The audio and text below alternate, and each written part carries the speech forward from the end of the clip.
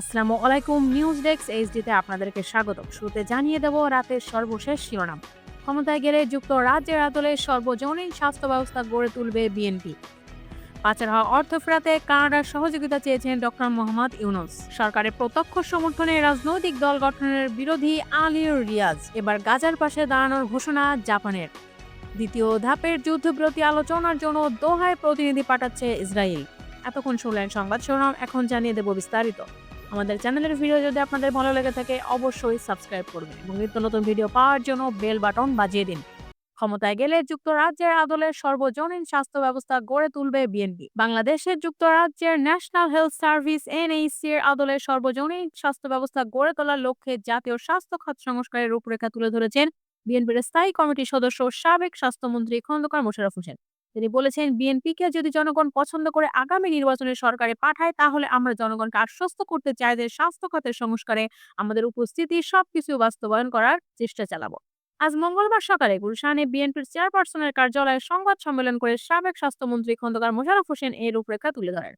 খন্দকার মোশাররফ হোসেন বলেন, সর্বজনীন স্বাস্থ্য সুরক্ষা ইউনিভার্সাল হেলথ কভারেজ এর আলোকে বিএনপির রাষ্ট্র কাঠামো মেরামতের ৩১ দফা রূপরেখার ২৬তম ধারায় স্বাস্থ্য খাত সংস্কারের প্রস্তাব করা হয়েছে।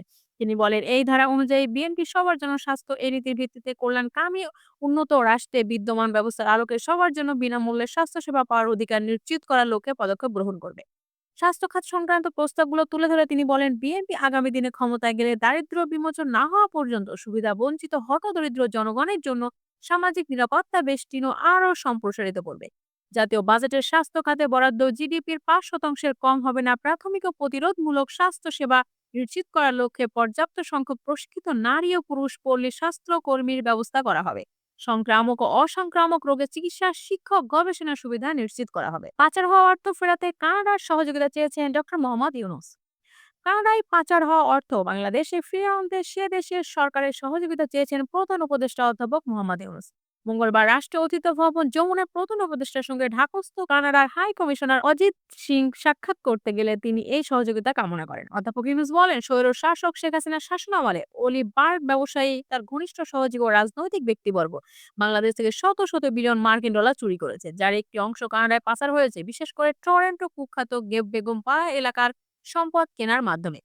তিনি কানাডায় পাচার হওয়া সম্পদ শনাক্ত, জব্দ ও পুনরুদ্ধারের সহযোগিতা চান। কানাডার হাই কমিশনারকে প্রধান উপদেষ্টা বলেন, তারা আমাদের জনগণের টাকা চুরি করে বেগম পাড়ায় সম্পদ কিনেছে। আমরা এই সম্পদ পুনরুদ্ধারে আপনাদের সহায়তা চাই। এটি আমাদের জনগণের সম্পদ। কানাডার হাই কমিশনার অধ্যাপক ইউনূসের নেতৃত্বাধীন অন্তর্বর্তীকালীন সরকার চুরি হওয়া অর্থ ফিরিয়ে আনার ব্যাপারে যে প্রচেষ্টা চালাচ্ছে তাকে স্বাগত জানান। প্রধান উপদেষ্টার এই উদ্যোগে কানাডার সরকার সহায়তা করবে বলে আশ্বাসও প্রদান করেন। কানাডার হাই কমিশনার জানান, কানাডার সরকার চিহ্নিত ব্যক্তিদের পাচার করা অর্থ জব্দ এবং পুনরুদ্ধারের জন্য একটি প্রক্রিয়া চালু রেখেছে। তিনি আরও জানান, বাংলাদেশে গণতন্ত্র উত্তরণের জন্য অন্তর্বর্তীকালীন সরকারের গৃহীত সংস্কার কর্মসূচিকে সহযোগিতা প্রদানে তার দেশ প্রস্তুত রয়েছে। রাষ্ট্র সংস্কার কর্মসূচির জন্য প্রতি ইঙ্গিত করে অজিত সিং বলেন, আপনারা যে মহৎ কাজ করছেন আমরা তা সমর্থন করি। ইতিমধ্যে যে অগ্রগতি হয়েছে তা প্রশংসনীয়। আমরা জানতে আগ্রহী আরও কিভাবে আপনাদের সাহায্য করতে পারি। কানাডার হাই কমিশনকে প্রধান উপদেষ্টা বলেন, বাংলাদেশ ব্যবসার জন্য প্রস্তুত রয়েছে। আমরা আপনাদের দেশের সঙ্গে বাণিজ্য সম্প্রসারণ করতে চাই এবং আমরা চাই কানাডীয় কোম্পানিগুলো তাদের কারখানা বাংলাদেশে হস্তান্তর করুক। প্রধান উপদেষ্টা আরও বলেন, বর্তমানে বহু বাংলাদেশি কানাডায় বসবাস ও পড়াশোনা করছে, তাই ঢাকায় কানাডায় একটি ভিসা অফিস স্থাপন করা প্রয়োজন। বৈঠকে প্রধান উপদেষ্টার কার্যালয়ের এসডিসি বিষয়ক মুখ্য সমন্বয়ক লামিয়া মোর্শেদ উপস্থিত ছিলেন। সরকারের প্রত্যক্ষ সমর্থনে রাজনৈতিক দল গঠনের বিরোধী আলী রিয়াজ। রাজনীতিতে আত্মপ্রকাশ ঘটতে যাচ্ছে শেখ হাসিনা সরকার পতনের নেতৃত্ব দেওয়া বৈষম্য বিরোধী ছাত্র আন্দোলনের সঙ্গে সম্পৃক্ত ছাত্রদের নতুন রাজনৈতিক দল। এদিকে ছাত্র প্রতিনিধিরা বর্তমান অন্তর্বর্তী সরকারের দায়িত্ব পালন করায় এই সরকারের অধীনে নির্বাচন নিয়ে প্রশ্ন তুলেছেন রাজনীতিবিদরা। এদিকে সরকারের প্রত্যক্ষ সমর্থনে ছাত্রদের রাজনৈতিক দল গঠনের বিষয়টিকে সমর্থন করবেন না বলে জানিয়েছেন সংবিধান সংস্কার কমিটির প্রধান ও রাষ্ট্রবিজ্ঞানী ডক্টর আলী রিয়াজ। তিনি বলেন, সরকারের প্রত্যক্ষ সমর্থনে রাজনৈতিক দল গঠনে আমি বিরোধী এবং সমর্থন করি না। রোববার রাতে একটি বেসরকারি টেলিভিশনে তিনি এই মন্তব্যটি করেন। সরকারের সমর্থনে রাজনৈতিক দল গঠনে সেটা কিংস পার্টি হিসেবে বিবেচনা হবে কিনা এমন প্রশ্নের জবাবে তিনি বলেন, কিংস পার্টির কথা বলছেন, কিংস পার্টি অবশ্যই টিকবার কোনো কারণ নেই। কিংস পার্টির ব্যাপারে আগ্রহ থাকে না। আমি এখনো পর্যন্ত কিংস পার্টি হিসেবে তৈরি হওয়ার কোনো লক্ষণ দেখতে পাচ্ছি না। যদি হয় সেটা আমি সেটা সমর্থন করব না। এখন যারা ছাত্ররা আছেন তারা তো বলছেন যদি রাজনৈতিক দল করেন তাহলে তারা যুক্ত থাকবেন না, কিন্তু তারা এখনো পর্যন্ত রাজনৈতিক প্রক্রিয়ার সঙ্গে যুক্ত নন, ফলে আমি আশা করছি তারা যদি যুক্ত হন তারা সরকারে থাকবেন না। এবার গাজার পাশে দাঁড়ানোর ঘোষণা জাপানের। জাপানের প্রধানমন্ত্রী শিগেরু ইশিবা এবার গাজার পাশে দাঁড়ানোর ঘোষণা দিয়েছেন। যুদ্ধ আহতদের চিকিৎসা এবং গাজার শিক্ষার্থীদের উচ্চশিক্ষায় জাপান নতুন পদক্ষেপ নিয়েছে বলে জানান তিনি। কিয়োডা নিউজ এজেন্সির বরাতে এই তথ্য জানা যায়।